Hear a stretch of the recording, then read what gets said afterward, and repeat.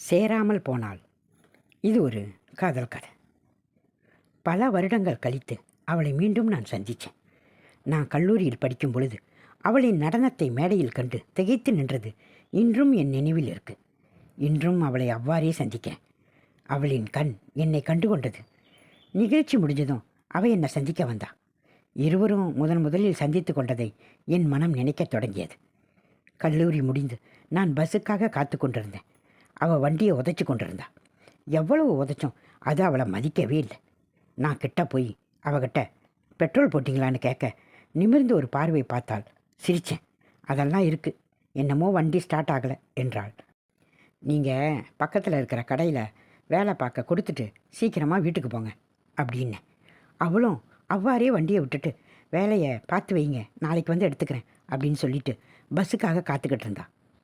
Bus பயணம் பழக்கம் இல்லைன்றதுனால அவளின் செய்கையில் உணர்ந்து கொண்டேன். அவள் அருகில் சென்று நின்றேன். எந்த ஊர் அப்படின்னு சொன்னான்.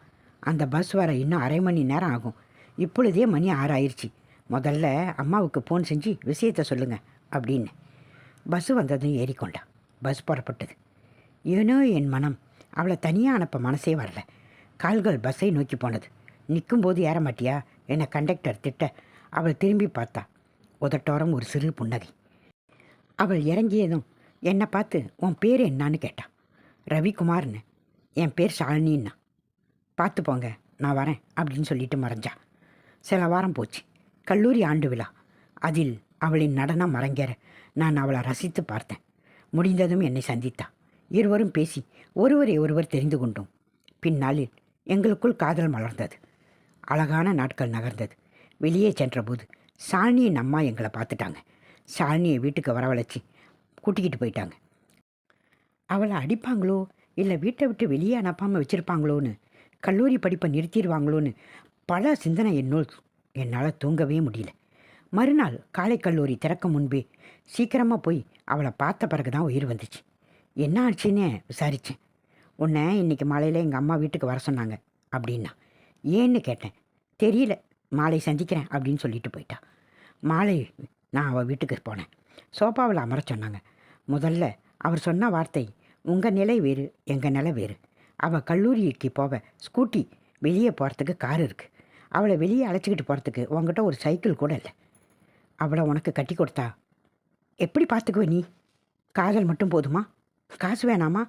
உனக்கு என்ன தகுதி இருக்குது? சொந்த வீடு, நிலம், கார், பைக் என ஏதாவது இருக்கா? எந்த தைரியத்தில் நீ அவளை காதல் செஞ்ச? காதல் மூலம் அவளுக்கு வேண்டியதை உன்னால் வாங்கி கொடுத்துட முடியுமா? உன்னை தாழ்த்தி பேசுகிறத எடுத்துக்காத தம்பி, நடைமுறையை பேசுகிறேன். அவளை பெரிய இடத்துல திருமணம் செஞ்சு வைக்கவே எல்லா அம்மாவும் நினைப்பாங்க. நான் மட்டும் என்ன வித்தியாசமா? எனக்கும் ஆசை என் மகளை பெரிய இடத்துல கல்யாணம் பண்ணி கொடுக்கணுன்னு. சரிதான், எனக்கு எந்த தகுதியும் இல்லை.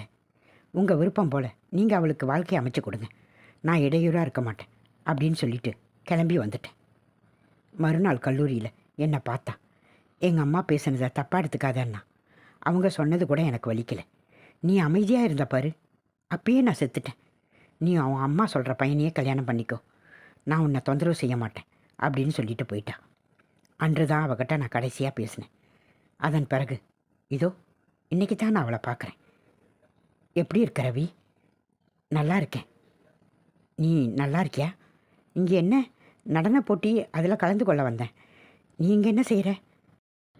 என்னோடய ஆஃபீஸ் பக்கத்தில் தான் இருக்குது. டீ சாப்பிட்ற கேன்டீன் போனப்போ நீ இங்கே போகிறத நான் பார்த்தேன், அதான் வந்தேன். ரவி என்ற குரல். இருவரும் திரும்ப ஒரு பெண், ஏய் திவ்யா, நீ எங்கே இங்கே? நான் ஷாப்பிங் பண்ண வந்தேன். முடிஞ்சிருச்சா? என்றாள். ஷாலினி, இது திவ்யா என் மனைவி, இது ஷாலினி என் காலேஜ் ஃப்ரெண்டு என்னை அறிமுகம் செய்துவிட்டு, சரி வீட்டுக்கு கூட்டிகிட்டு போ, நான் வேலை முடிஞ்சு வரேன் என்கிறான். இருவரும் செல்கிறார்கள்.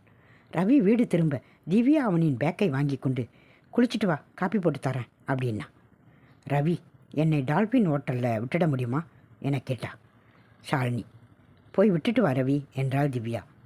சரின்னு சொல்லிட்டு வெளியே வந்தான். ஷாலினியும் வெளியே வந்தான். பைக் இருக்குது, ஸ்கூட்டி இருக்குது, கார் இருக்குது, நீ எதில் போக விரும்புகிற அப்படின்னு கேட்டான்.